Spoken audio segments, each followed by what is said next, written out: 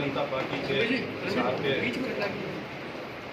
इसके साथ साथ मेरे साथ मेरे वरिष्ठ साथी राज्यसभा सांसद डी.पी. वत्सली, हमारे जिला अध्यक्ष कैप्टन भूपेंद्र जी, हमारे मेयर साहब गौतम सरदाना जी और विस्तृत सभी मेरे पार्टी के भैया पीछे बात करो।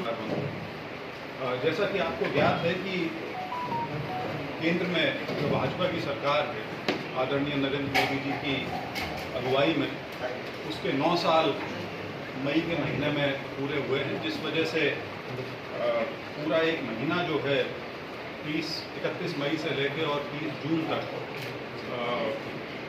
जो इन 9 साल की उपलब्धियां रही हैं उनको जन जन तक पहुंचाया जा सके, घर घर तक पहुंचाया जा सके, उसी का एक प्रयास है और जिसके तहत एक महा जनसंपर्क अभियान पूरे देश में चलाया जा रहा है और ये हर स्तर पे है। ये लोकसभा के स्तर पे भी है, असेंबली के स्तर पे भी है, हमारे जितने मोर्चे हैं उसके स्तर पे भी है, जो बुद्धिजीवी वर्ग है उनके स्तर पे भी है।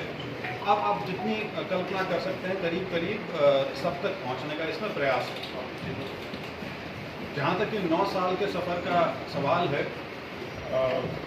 हालांकि मैं 4 साल से सांसद हूँ, लेकिन जो सरकार है केंद्र में मोदी जी के नेतृत्व में, इसको 9 साल हुए हैं और वैसे तो उपलब्धियाँ अगर मैं उसको गिनाना शुरू करूँ तो एक बहुत लंबी चौड़ी फहरिस्त हो जाती है, लेकिन मैं अपनी तरफ से मुख्यतः 2-3 बिंदुओं पर ही फोकस करना चाहूँगा।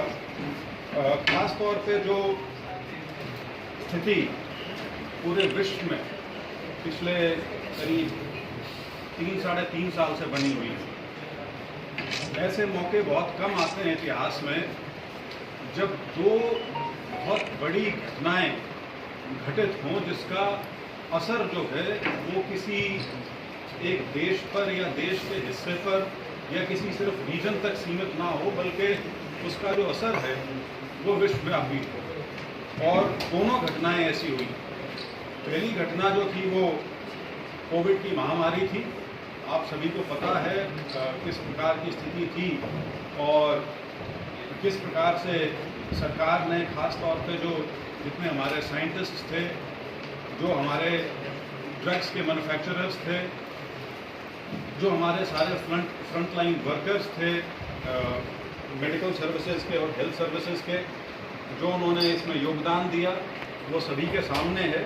लेकिन इसमें कोई संदेह नहीं कि इसके जो परिणाम हैं वो सिर्फ जान का नुकसान नहीं, उसके अलावा भी इसका बड़ा भारी पूरी दुनिया पे एक असर पड़ा यदि आप इसको आर्थिक स्थिति की के नज़रिए से इसको देखें। इसके साथ साथ कोविड की महामारी पूरी तरह से ख़त्म भी नहीं हुई थी और पिछले साल फरवरी के महीने में एक बहुत बड़ी लड़ाई यूक्रेन और रूस के बीच में छिड़ गई।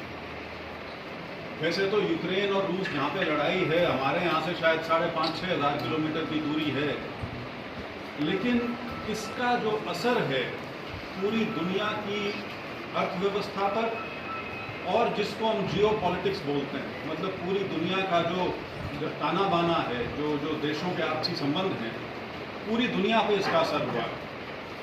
अगर मैं सिर्फ आर्थिक असर की बात करूं तो आपको ज्ञात होगा कि रूस और यूक्रेन करीब करीब दुनिया का जो अन्न का बाजार है उसकी 1/4 सप्लाई यहाँ से आती है।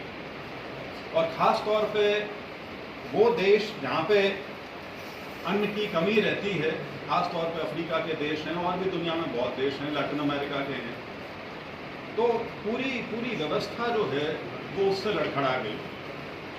दूसरा, पूरा यूरोप जो से त्रस्त हुआ है और यूरोप को शायद पिछले 70-75 साल में दूसरे विश्व युद्ध के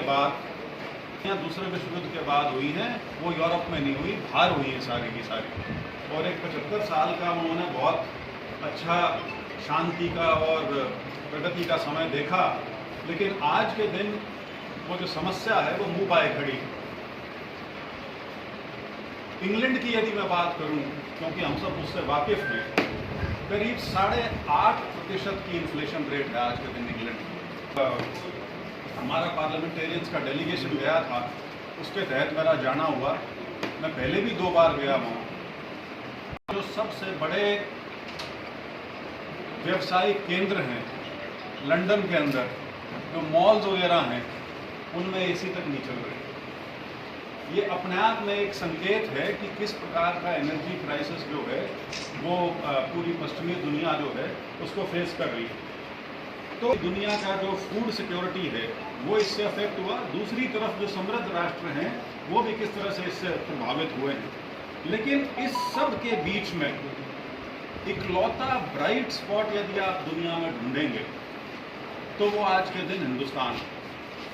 और इसमें जो हमारी सरकार है, जो और हमारे प्रधानमंत्री जी के जो इसमें फैसले रहे हैं, उनका ये नतीजा है कि हम इतनी बड़ी आपदा से और उसके बाद इतना बड़ा युद्ध जो चल रहा है उसके जो दुष्परिणाम हैं, हम उससे काफ़ी हद तक बचे हुए हैं।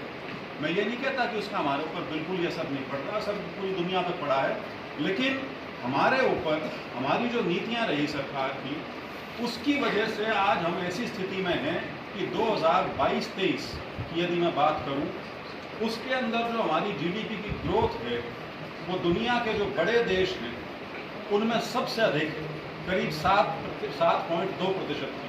हालांकि उम्मीद ये थी कि शायद ये 6-6.25% पर रहेगा, लेकिन ये जो आंकड़ा आया इसने सभी को चौंकाया। और इसकी यदि आप तुलना करें, क्योंकि चीन हमारा सबसे बड़ा, आप उसको कंपेटिटर कह लीजिए, प्रतिद्वंदी कह लीजिए, वो बहुत बड़ी अर्थव्यवस्था है, हमारा कई हज़ार किलोमीटर का उनके साथ बॉर्डर भी है और बहुत खिंचाव और तनातनी भी है।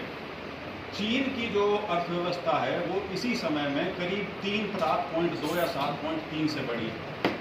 उसके अलावा मैं आ जाऊँ तो जो पाकिस्तान और श्रीलंका में जो हाल है वो आपसे छुपा नहीं। श्रीलंका में तो स्थिति यहाँ तक पहुँच गई कि पूरी जो उनकी राजनीतिक व्यवस्था थी, जो पूरी सरकार थी और सरकार के जो